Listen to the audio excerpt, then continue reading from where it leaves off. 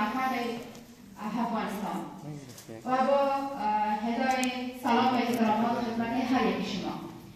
امیدوارم که همه جوانان همگیشان موفق باشند، در این پروسه اشتراک کنند و یا همین طرح برنامه حکومت جوان مثل که پارلمان جوانان ایجاد کردند. فقط هدفی است که توجه حکومت برای جوانان است. یعنی جوانان توانستند که حکومت توجهش به خود جلب کنند و بدانند که بر از ما بفهمانند و آگاه بسازند که ما میتونیم هر کار را انجام بدیم.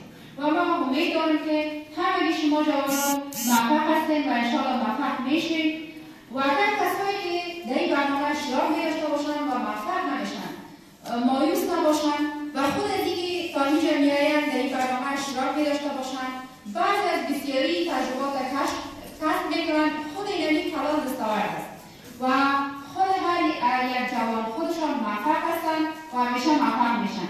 ما جمع وکلای جوان پارلمان جوانان در مزار شریف هستیم که برنامه این برنامه و این پروسه که ما اشتراک داشتیم واقعا برنامه بسیار خیلی عالی و بسیار آموزنده بود که شخصا خود ما پارلمان همیشه به دیدگاهی می‌بینم که فکر می‌کردم که اونمون موضوعاتی که تصاویر دیدیم اما بسیار موضوعات خاصی داشت که ما آموختیم بر ما کلا تجربه کرد شد. ما می‌دونیم که هر نوع سیاست و هر نوع مشکلاتی که باشه ما به چی گونه یا به چه قسم را انجام بدیم و ما شخصا از جناب والی صاحب ولایت بلخ بسیار خوشحال هستیم یا اظهار احترام می‌کنیم که حمایت بسیار کلی برای جوانان همیشه داشتند و همیشه انجام دادند.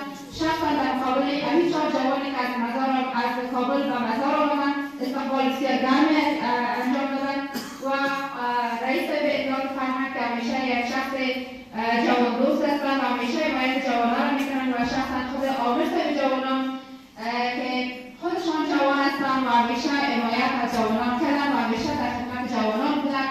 واقعا پروسه کاریشان و همه شفافیت داشت.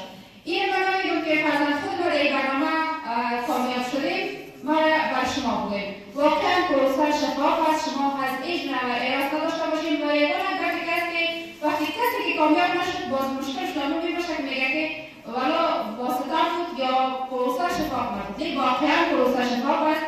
این ما از دیدگاه خودم میگم که ما جوان هستم بر شما جوانان و فقط بر شما یک دلگوری یا بر شما همگیتان یک تسلیت میکنم یعنی شما واقعا دلتان جمع باشن و با امید موفقیت هر یکی شما و خوشآمدید میگم تمام شما جوانان در این ولایت بلخ شهر مولاعلی ما نتوانستیم که میزبانی خوب کنیم. امروز هوا سرد است و تمام مهمانان عزیزی که از شهر کابل تشریف آوردند ما بتوانیم یک میزبان خوب شویم. تشکر از همگیتان.